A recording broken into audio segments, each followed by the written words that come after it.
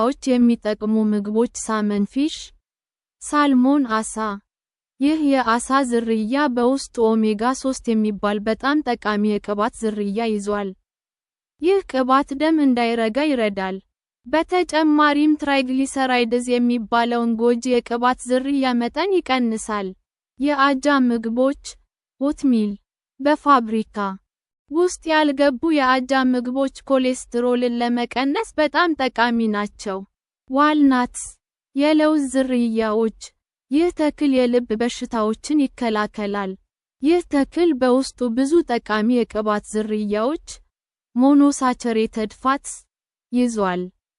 ስለዚህ ጎጂ የቅባት ዝርያዎችን በእነዚህ ጤናማ የቅባት ዝርያዎች ብንቀይራቸው ጎጂውን ኮሌስትሮል ኤልዲኤል መቀነስ እና ጠቃሚውን ኮሌስትሮል ኤችዲኤል መጨመር እንችላለን ማለት ነው።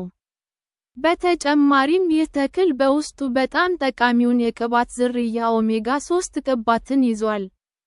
ራዝቤሪስ የእንጆሪ ዝርያ ይህ ፍራፍሬ በውስጡ ፖሊፊኖልስ የሚባሉ በሰውነታችን ውስጥ የሚገኙትን መርዛማ ኬሚካሎች የሚያስወግዱ አንቲኦክሲዳንትስ ይዟል።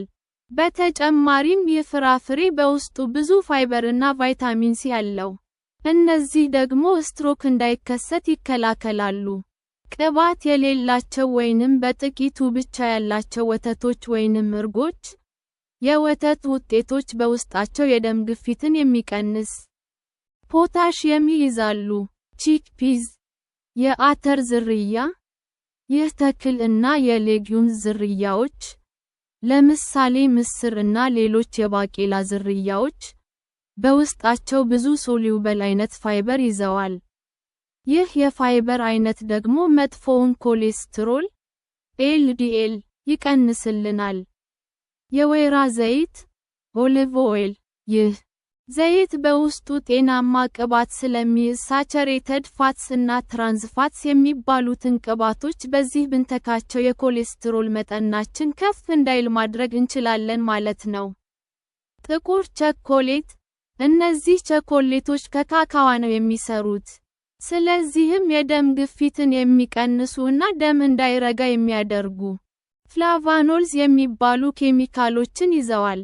በተጨማሪም ይህ እንደ አንቲኦክሲዳንት የሚያገለግሉ ጎጂው ኮሌስትሮል የደም ቱቦ ግድግዳ ላይ እንዳይለጠፍ የሚያደርጉ ናቸው።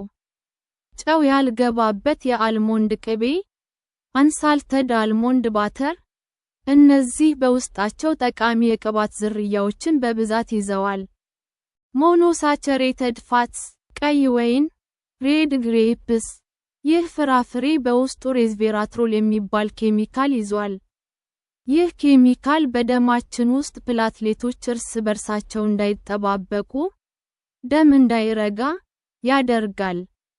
ለዛም ሳይሆን አይቀርም ለሴቶች በቀን 1 ብርጭቆ ወይን መጠጥ፣ ለወንዶች ደግሞ 2 ብርጭቆ መጠጣት ለልብ ጤንነት ጠቃሚ የሚሆነው።